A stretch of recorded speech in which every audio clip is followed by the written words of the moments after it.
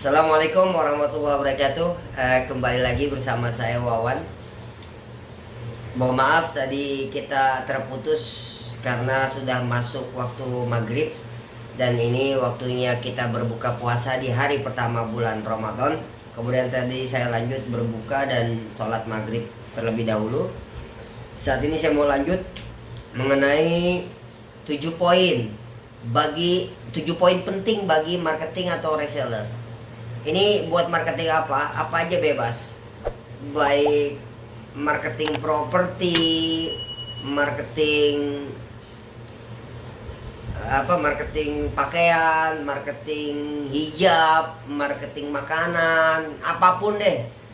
Intinya semuanya yang berhubungan dengan penjualan, sales and marketing. Ini mudah-mudahan bermanfaat. Oke, baik lagi. Kita langsung aja bahas biar langsung tuh poin-poinnya. Jadi apa aja sih 7 poin penting bagi marketing atau reseller? Saya punya pengalaman begini. Ini pengalaman saya pribadi. Waktu itu saya pernah jualan itu sederhana menurut saya. Sederhana. Apa sih intinya jualan? Jualan kita menawarkan sesuatu, kemudian orang ada yang beli. Jadi orang beli, menawarkan sesuatu. Bagaimana cara menawarkannya? Saya karena waktu itu saya belum pernah ikut training, belum pernah ikut workshop, belum pernah ikut pelatihan di bidang marketing digital online atau marketing online. Jadi saya hanya meyakini diri saya. Ini saya sharing dulu ya. Jadi saya cuma meyakini bahwa saya jualan ini adalah usaha yang sesuai sunnah Nabi. Karena saya meyakini bahwa Nabi Muhammad ikut jualan sejak umur 9 tahun. Kemudian Nabi Muhammad berdagang sendiri sebagai reseller umur 15 tahun. Ngambil barangnya sama Siti Khadijah sebelum menjadi istri beliau. Jadi saya meyakini jualan ini adalah sunnah ibadah yang pasti dapat pahala. Ini pertama poinnya. Saya membagi ini 7 poin bukan berarti ini udah keseluruhan tentang dunia marketing, bukan. Tapi ini mudah-mudahan bermanfaat. Oke, kita lanjut ya. Boleh ditulis semuanya. 7 poin penting bagi marketing atau reseller. Pertama, apa manfaat produk Anda? Manfaatnya apaan? Manfaatnya buat siapa? Kita boleh tentunya buat orang yang kita tawarin, atau sebagai pembeli, atau bagi pembeli atau konsumen. Manfaatnya kira-kira apa? Kita harus tahu manfaat dari produk kita. Makanya poin utama saya kasih tahu buat siapapun. Saya ulangi nih, mungkin tadi di part pertama udah saya, kalau nggak salah udah saya bilang ya, udah saya kasih tahu. Tapi saya ingetin lagi, ketika kita mau berhasil dalam bidang dunia sales and marketing, pertama wajib kita cintai produknya dan tempat kita mengambil produknya. Ini karena mau nggak mau, ini setuju atau nggak setuju, produk tersebut dan tempat kita ngambil atau pabriknya atau perusahaannya, ini adalah bagian yang tidak bisa terputuskan sebagai wasilah Allah mendatangkan rezeki buat kita sebagai marketing atau reseller atau sebagai pedagang. Ini poin penting. Oke, produknya kita harus suka dulu ya. Ini kita harus suka sama produknya. Terus juga suka dengan tempat tempat kita ngambil produknya. Kita urutin satu-satu. Pertama, manfaat daripada produknya. Misalkan, ini masih 7 poin penting. Jadi yang urutan pertama, apa manfaat dari produk Anda? Jadi Anda bisa listing tulis manfaatnya. Misalkan contoh ada yang jual hijab. Sekarang lagi ngetren nih, hijab pakai masker. Nah, manfaatnya apa? Coba di listing sendiri manfaatnya.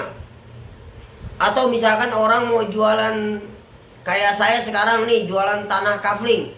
Manfaatnya apa buat orang yang beli? Manfaatnya misalkan buat investasi masa depan, buat tabungan anak misalkan, dan lain sebagainya banyak ya. Silakan, saya yakin semua teman-teman para marketing dan reseller yang bergerak di bidangnya atau penjualan produknya masing-masing sangat paham ketika mau jual produknya pasti punya manfaat. Nah, tulis dulu manfaatnya. Kemudian nomor 2, apa kelebihan produk Anda dibanding produk yang sejenis? Karena kan contoh tadi yang saya bilang hijab itu banyak ya orang jualan hijab. Nah, yang Anda jual ini produknya kelebihannya apa dibanding produk yang serupa? Misalkan contoh, dari bahannya lebih berkualitas, atau harganya lebih murah, modelnya lebih baru, modelnya lebih bagus, atau dipakainya lebih nyaman, banyak macam-macam. Kelebihannya apa dulu? Yang kedua. Nah, yang ketiga, sebutkan 7 alasan kenapa orang harus membeli produk Anda. Karena bisa aja orang menjawab begini, saya nggak perlu pakai hijab, pakai aja hordeng misalkan, atau saya pakai hordeng, atau saya pakai helm aja biar nggak kelihatan. Itu terserah orang mau bilang gimana. Nah, bagaimana caranya si reseller merubah pola pikir orang yang tadinya nggak mau beli, dia harus merasa ingin beli gitu. Jadi kita harus sebagai reseller harus sebutkan 7 alasan, minimal 7 alasan kenapa orang harus membeli produk Anda. Jadi tulis dulu tuh alasannya. Misalkan mau beli rumah ini, misalkan Anda sebagai marketing properti mau jualan rumah, tulis alasan kenapa orang harus beli rumah itu. Misalkan rumahnya bahan-bahannya berkualitas, lokasinya strategis, harganya lebih murah, cara pembayarannya mudah, persyaratannya pun ringan, macam-macam. Nah, itu boleh di listing. Kemudian nanti lebih rincinya boleh ya, boleh tanya-tanya lagi boleh. Nomor 4, siapa yang paling cocok membeli produk Anda? Contoh begini, ini buat yang jual hijab misalkan. Yang jual hijab, kira-kira mau jualnya ke siapa? Apakah ke anak laki? Boleh nggak anak laki? Boleh juga sih. Mungkin suaminya mau beliin buat istrinya, atau ada seseorang laki yang mau membelikan ke calon istrinya, itu boleh-boleh aja sih. Misalkan gini, pampers pampers anak-anak. Targetnya kita kalau di dunia medsos itu kan ada kategori umur berapa. Kita jual pampers pampers untuk anak 1 tahun. Mungkin nggak kita tawarin ke orang-orang yang umur setahun? Ya nggak mungkin. Atau ke anaknya nggak mungkin. Yang kita tawarin ke ibunya. Jadi kita harus tahu dulu siapa yang paling cocok membeli produk Anda. Tulis kira-kira siapa nih yang cocok. Jangan sampai kita nggak tahu mau jual produk, jualnya ke siapa. Mau jual rumah misalkan, mau jual rumah tapi kita tawarin sama orang misalkan orang yang nggak punya uang, pengangguran, males, nggak mau usaha, jadi nggak ada potensi untuk dia punya uang. Ya kita nggak mungkin lah tawarin. Rumah pun ada kategorinya, ada rumah yang ratusan juta, ada rumah yang miliaran, berarti target marketnya beda-beda. Nah, kita harus tahu siapa orang yang paling cocok membeli produk Anda. Nomor 5, kenapa orang harus membeli produk Anda? Nomor 5 itu bukan kenapa harus beli produk Anda, tapi kenapa orang membeli produk itu tuh sama Anda? Kenapa? Misalkan, kalau beli sama Anda nih, Anda memberikan jaminan untuk membantu orang tersebut, menemani atau berani mau menjelaskan secara detail. Anda tuh orangnya sabar, Anda tuh orangnya misalkan yang bagus dibilang bagus, yang kurang bagus dibilang kurang bagus. Jadi apa adanya, macam-macam. Jadi harus ada alasan juga kenapa orang harus membeli produk itu pada Anda. Jadi harus tahu. Nomor 6. Poin ke-6 ya. Tadi poin ke-5. Poin ke-6, apa ruginya jika Anda tidak membeli apa ruginya jika tidak membeli produk Anda? Jadi orang lain tuh harus tahu dia ruginya apa nih kalau dia nggak membeli produk Anda tuh. Jadi kalau nggak beli produk yang Anda jual, misalkan kalau dia nggak membeli, ya otomatis dia nggak akan mendapatkan rumah yang sebagus ini lagi misalkan. Atau kalau dia nggak beli hijab ini, kerudungan ini, maka sekarang sama Anda nih, maka dia nggak akan pernah lagi ketemu hijab yang sebagus ini dimanapun misalkan.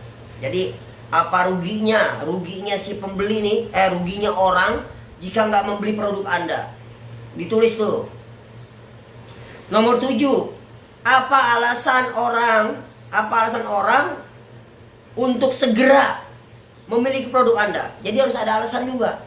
Kenapa orang harus segera memiliki produk Anda? Misalkan, kalau nggak beli sekarang, bakal kehabisan karena cuma ada 10 unit. Kalau nggak beli sekarang, misalkan, maka akan kehabisan masa promonya. Karena sekarang ada diskon 50%. Jadi jadi harus ada alasan kenapa orang segera memiliki produk Anda sekarang. Ini harus tahu. Nah, 7 poin tadi, ini saya ulang, 7 poinnya. Pertama, apa manfaat produk Anda? Yang kedua, apa kelebihan produk Anda dibanding produk lain yang serupa? Yang ketiga, sebutkan 7 alasan kenapa orang harus membeli produk Anda. Yang keempat, siapa yang paling cocok membeli produk Anda? Yang kelima, kenapa orang harus membeli produk itu pada Anda? Yang keenam, apa ruginya jika tidak membeli produk Anda? Yang ketujuh, apa alasan orang untuk segera membeli atau memiliki produk Anda? Ini sadar atau nggak sadar, kalau teman-teman semua udah menyusun 7 poin penting ini, maka jawaban tersebut bisa menjadi bahan copywriting dan mendatangkan closing yang banyak. Oke, saya lanjut. Apa sih tadi bahan copywriting? Jadi copywriting itu tulisan yang bisa namanya copywriting itu tulisan yang mendatangkan action atau mendatangkan action lah, mendatangkan action atau jadi tindakan dari orang lain yang kita tawarkan dengan kata-kata. Jadi copywriting ini ketika kita bikin orang lain untuk melakukan tindakan, apakah membeli, apakah jadi macam-macam ya copywriting, namanya copywriting. Kata-kata. Saya cuma bilang begini. Sebenarnya banyak teknik, nanti pada video-video berikutnya nanti saya akan bikin poin-poin apa sih pola-pola di dunia copywriting seperti apa, itu nanti saya share juga. Cuma saya mau kasih tahu begini buat teman-teman, tenang, buat yang belum pernah belajar copywriting, belum pernah belajar cara menulis, buat yang baru jadi reseller, yang baru jadi marketing, saya kasih tahu, apapun yang kalian tulis di Facebook misalkan atau di Instagram, coba tulisnya begini. Ketika nulis mau jualan apapun, dalam menulis mensisipkan doa dan harapan. Dalam menulis itu benar-benar bayangin bahwa kita minta sama Allah datangin buyer, minta sama Allah datangin konsumen agar membeli produk yang kita tawarin. Jadi kadang-kadang tulisan sederhana tapi dengan emosi, dengan harapan kepada Allah, maka kata-kata yang sederhana menjadi punya energi yang super dahsyat. Ini mohon maaf banget, ini menurut saya pribadi seperti itu, dan saya mengajarkan kepada tim saya dalam menulis itu, tancapkan di situ, masukkan di situ harapan, doa, permintaan kita kepada Allah, dan kita yakin bahwa buyer atau konsumen yang datang itu memang atas izin Allah, bukan karena copywriting kita bagus semata. Walaupun secara ikhtiarnya nanti ada pola-polanya, nanti ada cara-caranya. Intinya ketika nulis, tulis di situ. Karena saya yakin, Pak, bagus gak sih Pak sekarang copywriting kita pakai yang berbayar, pakai FB Ads, pakai Google Ads, pakai Instagram Ads, macam-macam lah yang ads. Bagus banget. Tapi saya yakin kok banyak orang yang baru kecebur di dunia marketing, mau menjualkan produk, mau jadi reseller, menjadi dropshipper, itu nggak semuanya punya uang. Nah, buat orang-orang yang nggak punya uang, saya kasih tahu, dalam menulis, tulislah, jualah produk apa adanya, jujur, dan minta harapan bahwa Allah akan mendatangkan buyer yang banyak. Saya yakin dengan kalimat sederhana, tapi dengan harapan, dengan doa, pasti powernya sangat dahsyat dan bisa mengalahkan orang-orang yang pakai iklan-iklan berbayar. Percaya deh, karena mau dia pakai Google AdWords kek, mau dia pakai FB Ads kek, kalau Allah nggak gerakin konsumen untuk menghubungi resellernya atau penjualnya atau marketingnya, nggak bakal dihubungin. Jadi tenang aja gitu. Jadi banyak ya. Kalau apa ya? Sekarang mungkin ini dulu yang bisa saya sampaikan. Tadi 7 poin tadi diikutin. Nanti ada teknik-teknik bagaimana sih kata-kata perangsang atau kata-kata buat sebagai headline dalam menulis iklan. Nanti session-session video berikutnya saya akan share juga. Intinya tadi, tanpa kata-kata, percaya tanpa kata-kata mau headline segala macam, tulis deh, tapi dengan harapan dan doa. Dan yakinin kita ini ikhtiar kita, jualan kita, baik sebagai marketing, baik sebagai reseller, selalu mendatangkan pahala karena kita sedang menjalankan sunnah berdagang, sunnah Nabi Muhammad. Yakin di situ, selain kita bukan mikirin masalah laku. Yang kedua, ketika kita mau menjual sesuatu itu kita mau membantu orang lain untuk mendapatkan sesuatu yang dia inginkan. Mungkin itu aja ya yang dari saya untuk kali ini. Mudah-mudahan besok kita akan kupas lagi apa sih copywriting, bagaimana polanya, bagaimana teknik penulisannya, tapi insya Allah dengan bahasa-bahasa yang sangat-sangat standar, bisa teman-teman teman-teman bisa pahamin. Sekian dari saya, terima kasih. Assalamualaikum warahmatullahi wabarakatuh.